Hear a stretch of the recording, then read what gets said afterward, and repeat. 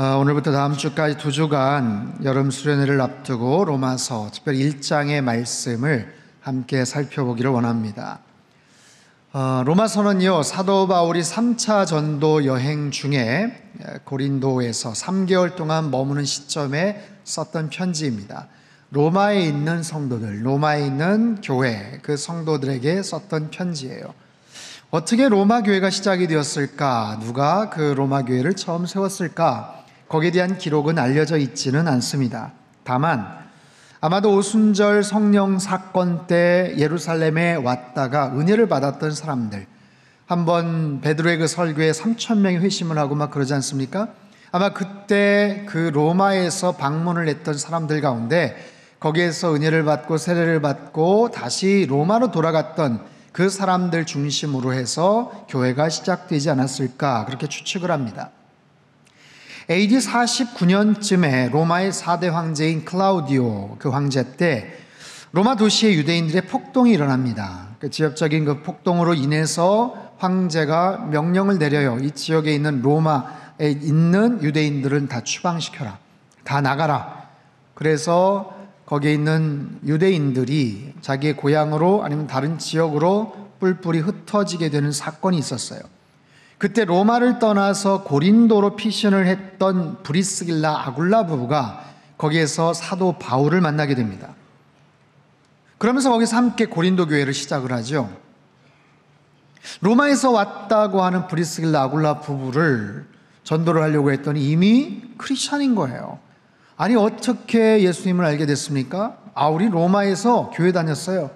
아니, 로마에 교회가 있어요? 아니, 어떻게 거기에 교회가 생겼지? 그런 거죠. 아마 자세한 이야기는 이야기를 했을 거예요. 성경은 기록하지 않지만.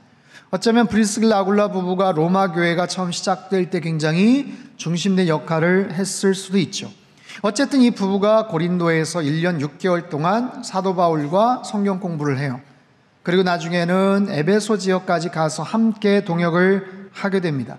거기서 반한 거예요. 와, 사도 바울의 깊은 영적인 메시지, 이 복음의 귀한 이 진리를 우리 로마 교회에 있는 성도들도 좀 들으면 참 좋겠다.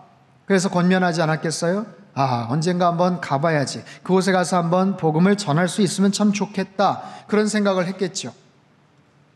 여러분, 로마에 교회가 있다는 것은 굉장히 이거는 특별한 의미가 있어요.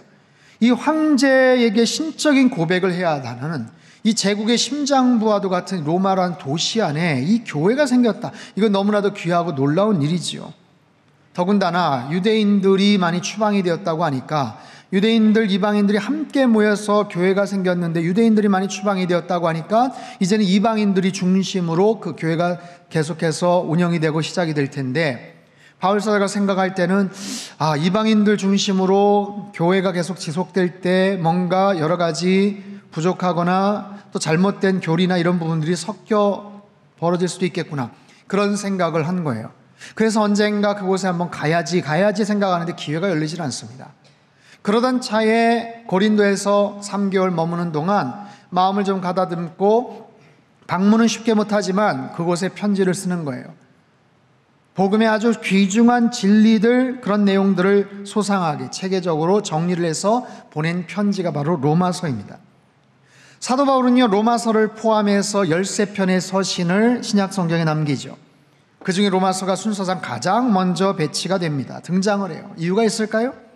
아마도 여러 서신서 중에서 가장 먼저 로마서를 소개를 하고 있는 이유가 16장으로 구성된 이 로마서가 기독교 복음의 핵심적인 내용을 가장 체계적으로 정확하게 정리를 하고 전달을 하기 때문에 그렇습니다. 1장부터 8장까지는 우리가 무엇을 믿는가, 9장부터 16장까지는 그럼 우리는 어떻게 살아야 되는가, 크게 그 두 가지 기둥으로 구성이 되어 있어요. 그 중에 9장부터 11장까지는 유대인 이스라엘 백성들의 과거, 현재, 미래, 앞으로 펼쳐질 하나님의 계획과 운명, 거기에 대해서 잠깐 소개를 하고 있죠. 어떻게 죄인들이 의롭게 될 수 있는가, 하나님 자녀됨의 은총은 무엇인가, 구원을 받고 나서도 죄와 율법 아래에서 그 권세로부터 우리는 어떻게 자유함을 얻을 수 있는가, 성령님의 은혜와 능력은 무엇인가, 그렇게 해서 변화된 성도들은 어떻게 예배를 드려야 되는가? 어떻게 이 땅 가운데서 살아가야 되는가? 특별히 이 땅 가운데 살아가면서 거룩한 시민으로서는 어떤 본분을, 책임을 감당할 것인가? 교회 안에서는, 교회 안에 이방인과 유대인들이 섞여져 있지 않습니까? 어떻게 하나가 될 수 있는가? 그런 여러 가지 내용들, 교리, 이론적인 부분과 실천에 대한, 적용에 대한 부분을 설명을 해요. 그러면서 사도 바울의 선교 원칙, 그리고 거기서 만난 복음의 여러 증인들에 대해서 쭉 나열을 하고 설명을 하고 있습니다. 이 중요한 내용들을 편지를 쓰는 거예요. 한 번도 본 적이 없는 그런 대상들, 또 편지를 받는 사람들 입장에서도 사도 바울이 도대체 누구야 싶을 거 아니에요? 그렇기 때문에 제일 중요한 것, 자기 자신을 소개하는 일이죠. 내가 어떤 사람이다 라는 것을 소개하는 것이 필요합니다. 1절 말씀을 같이 한번 읽겠습니다. 1절 말씀 시작. 예수 그리스도의 종 바울은 하나님의 복음을 위하여 택정함을 입었으니. 자, 종과 사도, 예수 그리스도의 종, 나는 예수 그리스도의 종입니다. 나는 사도입니다. 이 두 가지는 굉장히 중요한 사도 바울의 자기 인식이에요. 나는 누구다? 나는 종이다. 나는 사도다. 나는 예수 그리스도의 종이다. 나는 하나님이 나에게 특별한 사명을 부여하신 사도다. 여러분, 내가 어떤 사람인지를 이해하고 인식하느냐 하는 것은 대단히 중요합니다. 거기에 걸맞는 행동을 하는 거예요. 여러분 누구십니까? 여러분 스스로를 어떻게 규정하세요? 내가 어떤 존재다라고 여러분은 어떻게 고백을 하십니까? 누군가에게 소개할 때 나는 누구입니다. 나는 어떤 사람입니다. 어떻게 소개를 하세요? 사람은 자기가 인식하는 대로 그렇게 행동을 합니다. 어떤 정신병원에 3명이 서로 말다툼을 했어요.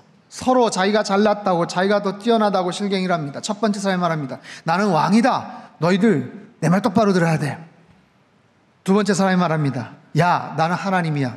어디 왕이 까불고 그래. 세 번째 사람이 주저합니다. 아유, 왕도 나오고 하나님도 나오는데 뭐라고 얘기하지? 그러다가 아이디어가 떠올랐어요. 야, 내가 언제 너 하나님 시켰어? 네, 믿거나 말거나 그냥 썰렁한 얘기인데, 나를 어떻게 인식하느냐, 내가 어떤 존재냐라고 생각하는 대로 사람은 행동을 하는 거예요. 바울은 두 가지 표현을 씁니다. 종과 사도. 종은 대단히 겸손한 표현이에요. 종이라는, 노예라는 단어가 여러 가지가 있는데 그중에 둘로스라는 표현을 써요. 이거는 배 밑바닥에서 노를 젓는 노예입니다. 둥둥둥둥둥 북소리를 듣고 아무런 자기의 권한이나 책임이나 결정권이나 이게 없어요. 그냥 열심히 노를 짓는 가장 밑바닥, 가장 하층에 속해 있는 그런 의미에서의 노예. 근데 그런 노예라고 해도, 그런 종이라고 해도 누구에게 소속되어 있느냐가 굉장히 중요하죠. 당시 로마 사회에는 많은 노예들이 있었어요. 전쟁에서 패전해서 끌려온 사람들, 아니면 경제적으로 파산을 해서 빚을 진 사람들, 노예가 됩니다. 종이 됩니다. 그런데 그 중에는 특별히 학식을 갖춘 인텔리 계층의 그런 종이나 노예들도 있었대요. 그런 종이 누구의 소속이 되어 있느냐, 거기에 따라서 때로는 굉장히 프라이드를, 자부심을 갖죠. 나는 로마 황실 가이사의 종입니다. 로마 황제의 종입니다. 얼마나 대단한 자부심을 갖겠어요. 바울이 그러는 거예요. 나는 예수 그리스도의 종입니다. 내가 종이지만 주님께 속해 있는 그런 자입니다 라는 거예요. 또한 사도라고 말합니다. 아포스톨로스, 보냄을 받은 사람, 사도입니다. 나는 사도입니다. 여러분, 본래 사도라는 직책은 아무나 가질 수가 없어요. 누가 사도가 되는가? 예수님과 동고동락했던 사람, 특별히 예수님의 세례 받으셨던 순간부터 마지막 십자가 죽음 때까지 함께 머물던 사람 가운데 특별하게 구성이 된, 그래서 12명의 제자들, 가룟유다 죽고 나서도 그 자리도 채워져요. 그냥 사도의 자리는 그냥 딱 거기에서 국한이 됩니다. 그런 사도라고 자기가 얘기를 합니다. 엄밀히 말하면 사도 바울은 예수님의 제자들과 같이 그렇게 다니진 않았거든요. 그래서 바울 사도를 반대하고 공격하는 사람들은 그걸 가지고 비판을 했어요. 당신이 무슨 사도냐, 어디서 사기를 치려고 그래, 우리가 뻔히 아는데. 근데 바울 사도는 다메섹 도상에서 예수님을 만나고 예수님으로부터 직접 그 사도권을 부여받은 분명한 사도로서의 자기 인식과 자부심을 갖고 있었던 사람이에요. 그래서 자기는 종입니다. 예수 그리스도의 종입니다. 자기는 사도입니다. 라는 특별한 그런 호칭, 그리고 자기 인식을 갖고 소개를 하죠. 그런 자신이 하나님의 복음을 위하여 택정함을 받았습니다. 하나님의 복음, 복음이란 단어가 여기 처음 소개돼요. 복음이란 단어, 유앙겔리온이라는 단어는요, 본래 이스라엘 백성들이 바벨론 포로로 끌려가서 70년간을 삽니다. 그리고 정권이 바뀌어요. 페르시아의 고레스가 어느 날 사람들에게 조서를 발표하는데 그 조서가 유앙겔리온인 거예요. 뭐냐 하면 당신들 이제 당신의 나라로 돌아가도 좋다. 자유를 선포하는 거예요. 해방을 선포하는 거예요. 그때 유앙겔리온 그 단어가 쓰여져요. 또 한 가지, 전쟁에서 서로 한 민족, 한 국가 간에 싸웁니다. 어느 나라, 어느 민족이 이길지 아직 몰라요. 얼마나 그 사람들, 백성들이 궁금해하겠어요. 조바심을 갖고 기다리겠어요, 결과를. 근데 어떤 사람이 헐레벌떡 전쟁터에서 옵니다. 먼지를 뒤집어 쓰고 와가지고 유앙겔리온이라고 얘기하는 거예요. 그건 뭐예요? 이겼다는 거예요. 우리 백성이, 우리 군사가 이겼다는 거예요. 그건 놀라운 승리를 선언하는 그런 메시지죠. 복음이라는 것은 바로 이런 거예요. 근데 바울이 그 복음을 말하되 하나님의 복음을 말하고 있어요. 누구의 복음인가? 복음은 굉장히 소중한 것인데 누구의 복음이냐에 따라 달라져요. 여러분, 환자에게 있어서 복음은 뭡니까? 병에서 낫는 거죠. 수험생에게 있어서 복음은 뭐예요? 시험 잘 봐서 좋은 학교 가는 거죠. 농사를 짓는 사람에게 복음은 뭐예요? 좋은 결실을 얻는 거죠. 낚시하는 사람에게 복음은 뭐예요? 모 TV 프로그램에서 한 출연자가 130cm 가까운 큰 물고기를 잡았어요. 엄청나게 큰 물고기를 막 잡고 그거를 기뻐하면서 그냥 어쩔 줄을 몰라 합니다. 사진을 찍고 환호를 지르고 어마어마하게 큰 고기 잡았다. 낚시꾼들에게는 복음이죠, 복음. 이처럼 사람마다의 복음이 있어요. 하지만 사람의 복음은요, 굉장히 제한적입니다. 부분적입니다. 그리고 일시적이에요. 그리고 무엇보다 상대적입니다. 자, 월드컵 결승전에서 우승한 팀이 있는가 하면 패배한 팀도 있겠죠. 우승한 팀에게는 그게 복음이죠. 기쁨과 환호의 함성을 지르겠지만 같은 결과 앞에서 패배한 팀은, 그 나라는 너무 속상하고 아쉬운 거예요. 이처럼 인간들의 복음이란 보편적으로 누군가에게 동일하게 적용되는 게 아니에요. 대단히 기쁘지만 그 기쁨이 금방 사라집니다.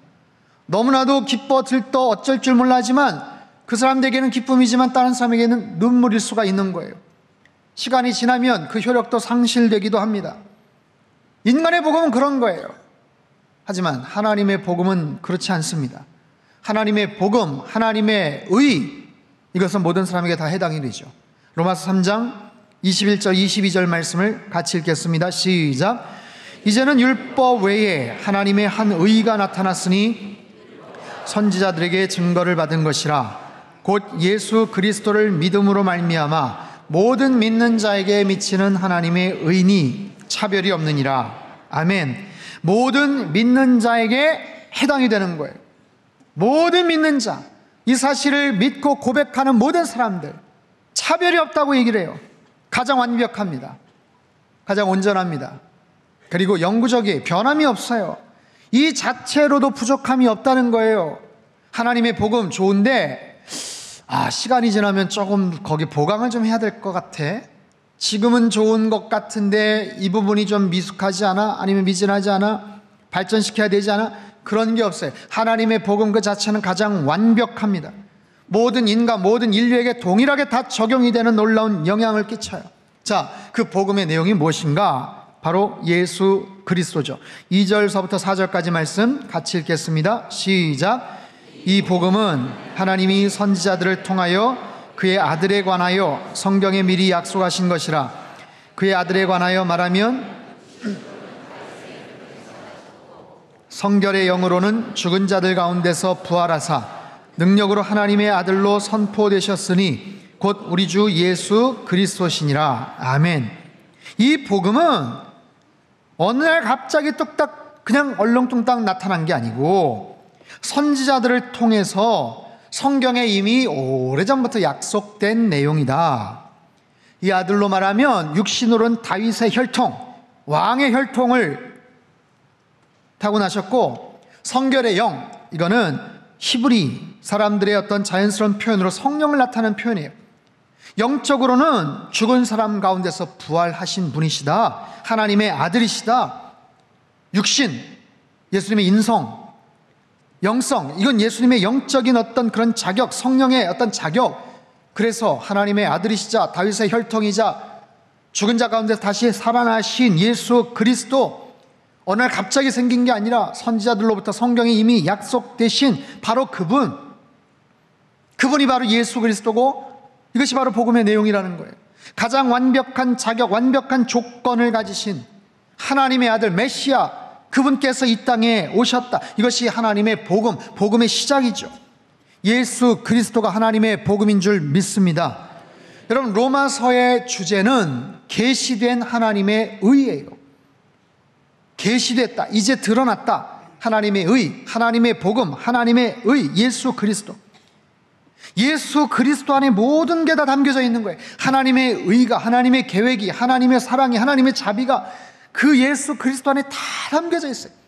이게 복음의 정수, 가장 실체죠. 그렇다면 왜 예수님께서 이 땅에 오셨는가? 주님께서 이 땅에 오신 목적이 뭔가? 우리에게 뭔가 새로운 가르침을 주시기 위해서? 보다 더 도덕적이고 보다 더 의로운 그런 삶을 살게끔 하기 위해서? 새로운 가치관과 삶의 양식을 소개하시기 위해서? 더 좋은 인생이 되게 하시기 위해서? 야, 그렇게 살지만 행복한 인생은 이거야, 보다 더 성공적인 인생은 이거야, 이런 걸 가르쳐 주시기 위해서? 아니면 이 땅의 평화를, 이 땅의 모든 전쟁을 종식시키기 위해서? 여러분, 그렇지 않습니다. 이게 부분적으로는 그런 결과들이 있지만 예수님이 이 땅에 오신 가장 중요하고 궁극적인 목적은 그게 아니라 바로 저와 여러분을 살리기 위해서 이 땅에 오신 줄로 믿습니다. 죄로 인해서 죽을 수밖에 없는 우리들에게 생명을 주시기 위해서 이 땅에 오신 줄로 믿습니다.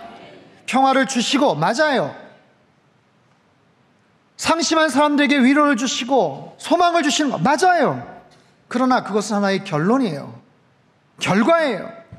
궁극적인 목적은 세계 평화가 아니에요. 절망하는 사람들에게 위로하는 게 아니에요.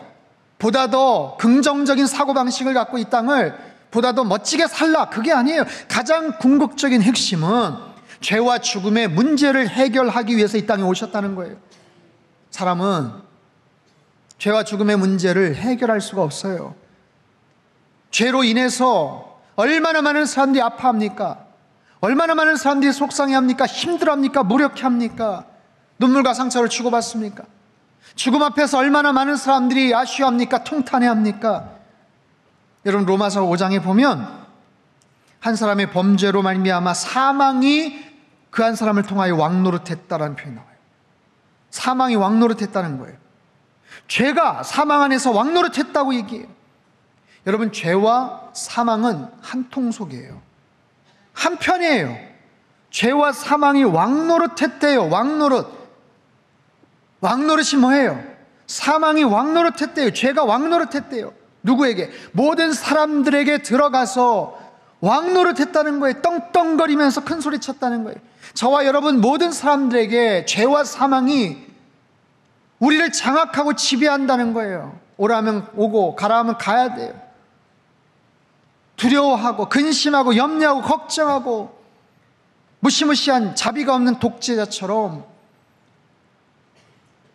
죄와 사망이 왕노릇하는 거예요. 깡패처럼 자기 멋대로 자기 마음대로 우리 나름대로 장밋빛 미래에 대한 꿈과 소망을 갖고 있는데 죄로 말미암아 사망으로 말미암아 우리 인생을 완전히 그냥 박살을 내버려요. 여러분, 죄는 우리의 왕이 아니에요.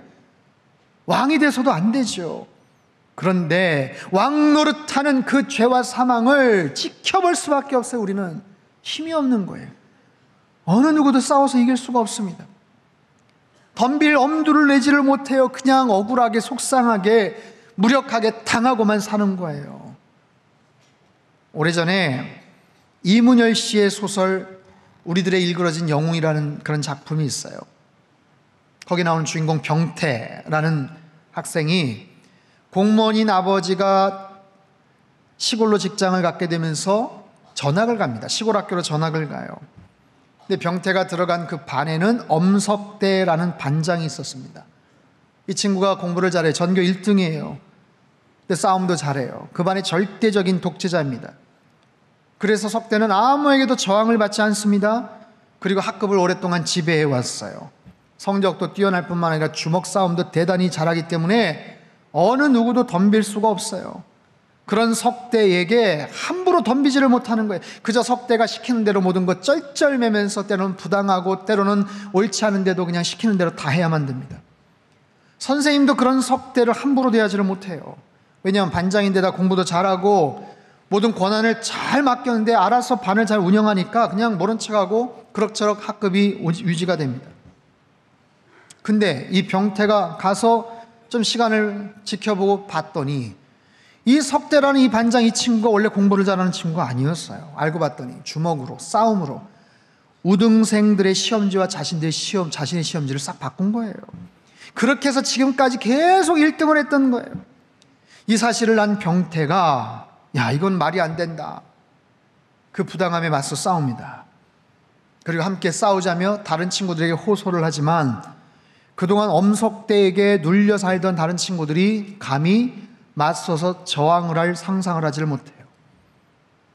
결국에는 어떻게 합니까? 결국에는 외로운 싸움을 혼자 하던 병태가 결국에는 엄석대에게 복종을 해요.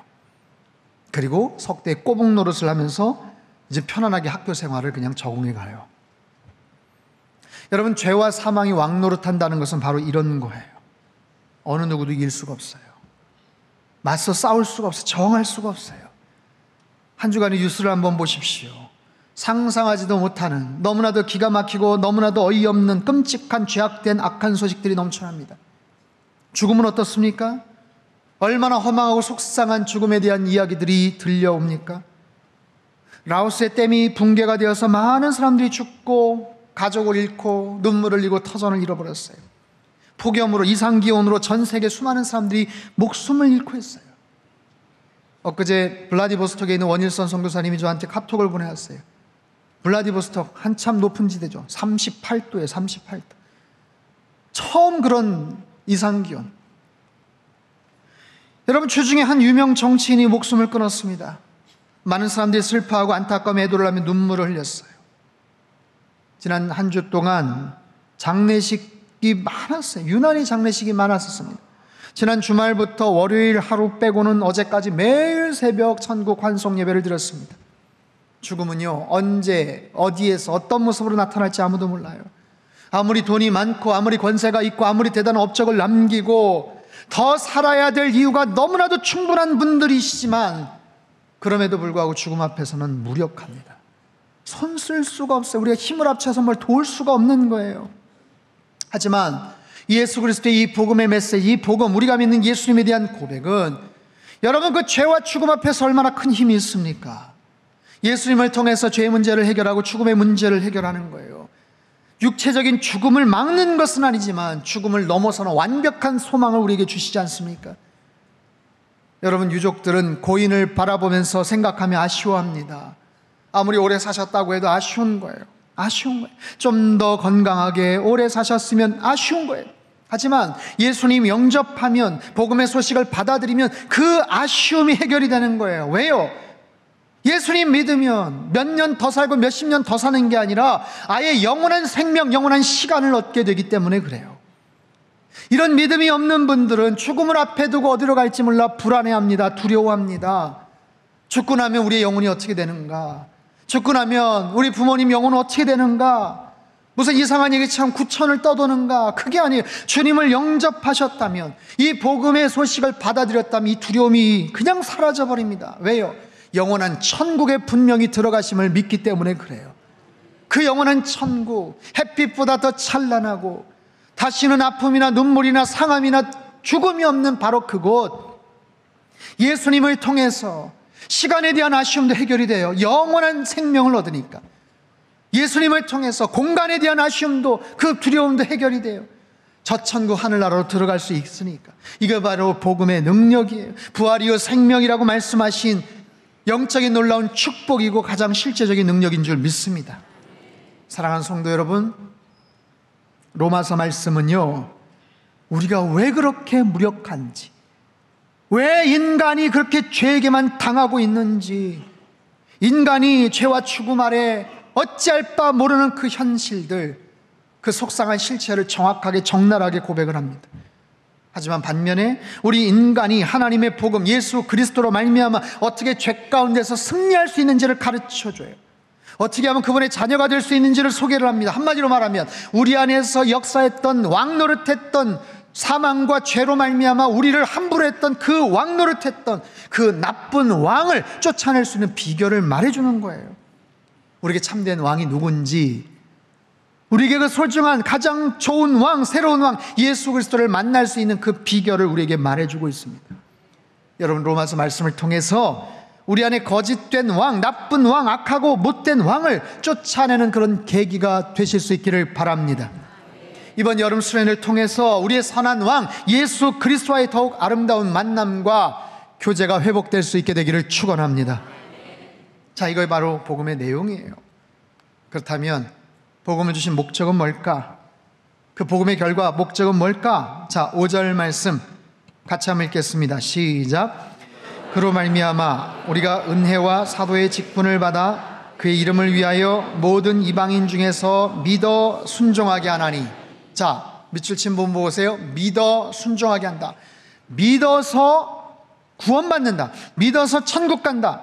그게 아니라 복음의 목적은 믿어서 순종하게 한다라는 거예요. 여러분, 믿음으로 말미암아 구원받는다, 믿음으로 말미암아 천국 간다, 맞죠? 예수 믿고 천당 간다, 그러면 만사 오케이다. 틀린 말은 아니지만 여러분, 그게 기독교의 본질만은 아니에요. 그게 전부가 아니에요. 바울 사도가 말합니다. 믿어서 순종하게 한다. 내가 어떤 사실을 믿고 그냥 천국 가고 그것이 전부가 아니라 그 믿음으로 인해서 내가 순종하는 거예요.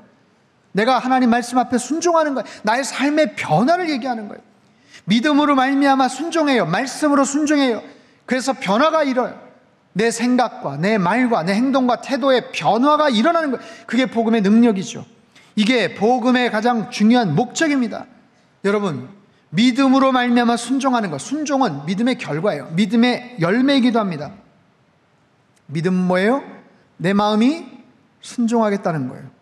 하나님께 순종하겠다는 거예요. 순종은 뭐예요? 내 손과 발까지도 철저하게 믿겠다는 거예요. 믿음과 순종. 믿으면 그냥 입술로만, 내 생각으로만 그냥 믿고 마는 게 아니라 믿음은 순종으로 연결이 되는 거예요. 순종은 내 손과 발로 주님을 철저하게 믿습니다라는 걸 보여주는 거예요. 여러분, 믿음과 순종은 별개인 것 같지만 동전의 양면과도 같습니다. 분리될 수가 없어요. 믿으면 순종해야 되고 순종하면 믿게 되는 겁니다. 바울 사도는 이처럼 믿음과 순종의 아름다운 열매를 맺는 로마의 성도들에게 애정을 담아서 축복합니다. 당신들은 예수 그리스도의 것으로 부르심을 받았다. 당신들의 주인은 예수 그리스도다. 당신은 하나님의 사랑을 받았다. 성도로 부르심을 받았다. 여러분, 그렇게 부르심을 받은 모든 자들, 로마 성도뿐이겠어요? 저와 여러분도 마찬가지죠. 하나님 아버지와 주 예수 그리스도에게서 주신 이 놀라운 믿음의 순종을 통하여 주신 축복, 약속이 뭔가? 은혜와 평강이 있다 말씀을 하세요. 6절과 7절 말씀 같이 한번 읽겠습니다. 시작. 너희도 그들 중에서 예수 그리스도의 것으로 부르심을 받은 자니라. 로마에서 하나님의 사랑하심을 받고 성도로 부르심을 받은 모든 자에게 하나님 우리 아버지와 아멘, 은혜와 평강이 있기를 원하노라. 누구에게요? 예수 그리스도의 것으로 부르심을 받은 자들. 우리는 주님의 소유요 하나님 나라의 친백성임을 믿으시기를 바랍니다. 우리 한 사람 한 사람을 불러주셨어요. 죄 가운데서 불러주셨어요. 어둠 가운데 살지 말라고 우리를 불러주셨어요. 하나님 나라의 친백성으로 만들어주셨어요. 그런 우리에게 은혜와 평강을 주시겠다고 약속을 하세요. 여러분, 이 은혜는 사람이 만들 수가 없습니다. 주님의 십자가로 말미암아 우리에게 주신 놀라운 하늘의 축복이에요. 그 은혜의 내용은 뭐예요? 은혜로 말미암아 평강을 누리는 거예요. 하나님과의 관계가 회복이 됐어요. 죄가 있으면 하나님을 바라보지 못합니다. 죄가 있으면 하나님 앞에서 떳떳할 수가 없어요. 하나님과 막혀버린 평화가 깨어져 버린 우리 모든 사람들에게 예수님의 십자가 사건 은혜로 말미암아 그 모든 막힌 담이 허물어져 버렸어요. 그래서 주님과의 온전한 평강, 온전한 하늘의 평강을 누릴 수 있는 거예요. 바라기는 주님과의 온전한 관계가 회복됨으로 인해서 여러분, 우리 안에 하나님이 주시는 은혜가 넘쳐날 수 있게 되기를 바랍니다. 하나님이 주시는 평강이 넘쳐날 수 있게 되기를 바랍니다. 로마서는 몇 장이죠? 16장입니다. 16장 433절, 그리스 원문으로는 7,000자 정도에 지나지 않아요. 그렇게 길지 않습니다. 읽는데 1시간이면 충분해요. 그런데 역사상 바울의 이 로마서만큼 신앙의 중요한 교리를 기가 막히게 담아놓은 책이 없어요. 기독교 역사에 수없이 많은 사람들이 로마서를 통해서 그의 삶의 놀라운 변화를 경험합니다. 어거스틴 32살 되던 386년 여름에 로마서 13장 13절 14절 말씀을 읽고 그의 인생이 바뀌어버려요. 진리를 찾았던 사람, 그 마음속에 공허함을 채우기 위해서 술과 여자와 쾌락과 거짓된 진리, 만유교라는 이상한 이단교에도 심취했던 사람, 그 마음속에 그 공허함과 갈증이 해결이 되지 않았는데 로마서 13장 말씀을 통해서 그의 인생이 완전히 바뀌어져 버립니다. 그리고 나서 그의 삶을 하나님 앞에 전적으로 헌신을 해요. 그래서 2000년 기독교 역사상 사도 바울 다음으로 가장 위대한 하나님의 사람으로 변화가 됩니다. 종교개혁자였던 마틴 루터, 1515년에 로마서 1장 17절 말씀을 읽다가 깨어집니다. 사람이 의롭게 되는 것은 어떤 선행이나 도덕이나 공로가 아니구나, 믿음으로 의롭게 되는구나, 믿음으로 살아야 되는구나, 이 진리를 깨닫고 그는 종교개혁을 단행합니다. 감리교를 시작했던 존 웨슬리, 1738년에 이 루터의 로마서 서론을 읽다가 마음이 뜨거워지는 거예요. 그래서 어떻게 살아야 되는가, 어떻게 믿음 안에서 살아야 되는가 전적으로 헌신하여서 오늘날 감리교의 창설자가 되죠. 1918년 칼 바르트 로마서 주석은요, 당시에 자유주의로 흘러가던 유럽의 모든 신학계를 완전히 박살을 내버려요. 그 당시에 자유주의 신학자들이 모여서 파티를 하던 자리에 던져진 폭탄과도 같았던 메시지다, 그런 평가를 남기게 됩니다. 종교학자 존 칼빈, 성경은 로마서에 비추어볼 때 비로소 완전히 이해될 수 있다. 영국의 시인이며 문학비평의 천재인 사무엘 콜리지, 로마서는 세상에서 기록된 책 중에 가장 심오한 책이다. 사도 바울의 권위자였던 F.F. 브루스라는 학자, 로마서에 대해서 소개를 이렇게 합니다. 이런 경고의 말을 붙여요.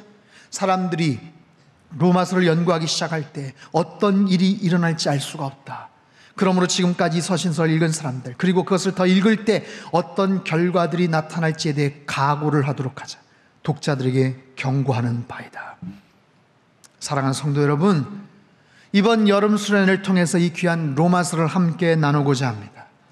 단순한 성경 공부 시간이 아니에요. 몰랐던 성경적인 지식을 채우는 시간이 아닙니다. 우리의 삶에 놀라운 영적인 변화가 있는 그런 시간이 될 줄로 믿습니다. 그동안 끊어버리지 못했던 죄된 유혹을 끊어버리는 결단의 시간이 될 수 있게 되기를 바랍니다. 잃어버린, 갈팡질팡했던 삶의 목적과 의미를 되찾는 시간, 여러분 더 많이 등록하세요. 그리고 기도로 준비하세요. 그리고 제가 숙제를 내어드릴게요. 이번 한 주간 로마서를 꼭 한 번 이상 꼭 읽어오시기를 바랍니다. 천천히 기도하시면서, 묵상하시면서 한번 쭉 읽어오세요. 더 읽고 기도하고 준비한 만큼 더 많은 진리의 놀라운 깨달음들을 여러분 경험하게 될 줄로 믿습니다. 우리의 삶에는 능력이 필요해요. 그죠? 능력이 필요해요. 사람의 능력이 아니에요. 하나님의 능력입니다. 복음의 능력입니다. 부활의 능력입니다. 여러분, 우리에게는 은혜가 필요합니다. 평강이 필요합니다. 하나님이 주시는 은혜와 평강이 우리의 내면 속을 완전히 가득 채우는 변화가 있게 되기를 바랍니다. 하나님의 은혜의 복음의 능력이 무엇인지를 깨닫고 그렇게 지독한 왕노릇했던 죄와 사망의 권세로부터 싸워서 이기고 복음의 능력, 구원의 놀라운 은총을 충만하게 누리시고 깨닫는 이번 여름 수련회가 되실 수 있기를 주님의 이름으로 축원합니다.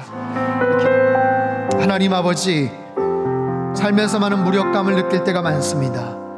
연약하고 부족해서 죄와 사망이 왕노릇함에도 아무런 저항도 아무런 투쟁도 할 수 없는 그런 우리들, 그런 우리들에게 주님께서 복음의 능력으로 나타나 주시고 참된 왕이 되어 주셔서 참으로 감사합니다. 주님, 이번 여름 로마서 말씀을 통해서 새로운 놀라운 영적인 능력을 체험하고 경험하는 시간 되게 하여 주시옵소서. 2000년 기독교 역사에 수없이 위대한 하나님의 사람들이 이 말씀을 통해서 삶의 방향이 바뀌었던 것처럼 하나님, 우리 인생에도, 우리 가정에도, 우리 상담교회도 그런 놀라운 변화와 은혜와 능력의 시간 되게 주님 역사하여 주시옵소서. 한 주간 묵상하며 기도하며 준비하게 하시고 말씀을 통해서 우리의 심령을 옥토처럼 변화시켜 하나님 앞에 온전한 모습으로 변화되는 복된 시간 되게 주님 축복하여 주옵소서. 존귀하신 예수님의 이름으로 기도합나이다.